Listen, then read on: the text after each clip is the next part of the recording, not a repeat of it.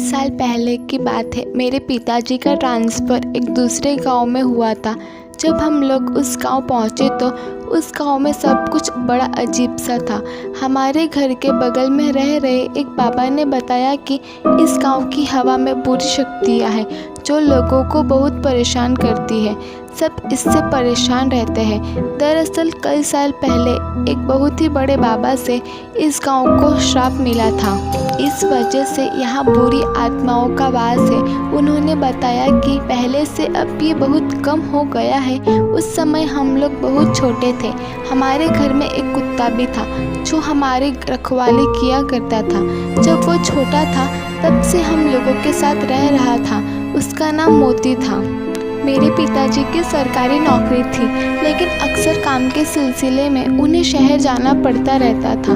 कभी कभार उन्हें रात भी हो जाती थी, लेकिन कुछ हादसों की वजह से अब वो रात को नहीं रुका करते थे। शाम को ही घर वापस आ जाते थे। उस दिन भी मेरे पापा अपने किसी काम से शहर गए हुए थे। उन्हें रात होने से पहले घर पहुंचना था, लेकिन किसी ज़रूरी काम की वजह से उन्हें ज़्यादा देर हो गई। रात होने से पहले उन्हें घर भी पहुंचना था, इसलिए वो एक छोटे और सुनसान वाले रास्ते से घर के लिए निकल गए। उस रास्ते में कोई भी नहीं दिखता था। दिन में भी उस रास्ते से बहुत ही कम लोग जाते थे। मेरे पिताजी तेज़ गाड़ी चलाते हुए उस रास्ते से जा रहे थे।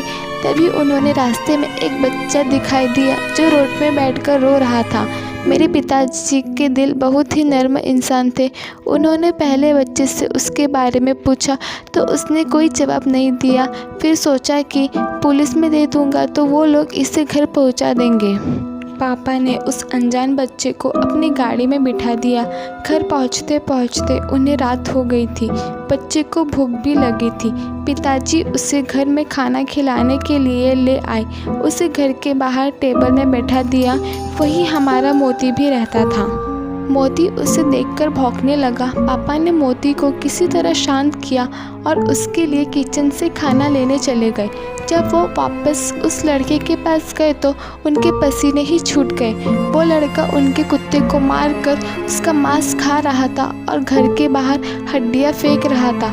उसका चेहरा मोती के खून से रंगा हुआ था। वो कोई इंसान का बच्चा नहीं बल्कि किसी डायन का बच्चा था। मेरे पिताजी ने पूरे गांव में हल्ला मचा दिया और गांव वाले इकट्ठे हो गए और सबने अपनी सूझबूझ से उस डायन के बच्चे को किसी तरह गांव से बाहर निकाला। इसके बाद पापा ने जल्द ही अपना ट्रांसफ़र दूसरे शहर में करवा लिया। अगर उस दिन वो डायन का बच्चा किसी इंसान को खा जाता तो क्या होता। आज भी जब ये हादसा याद आता है तो रूह कांपने लगती है। अगर आपको भूतिया स्टोरी सुनने में इंटरेस्ट है तो हमारे चैनल को सब्सक्राइब कीजिए ताकि आपको डरावनी और खौफनाक भूतिया स्टोरी हमारे चैनल पर सुनने को मिले।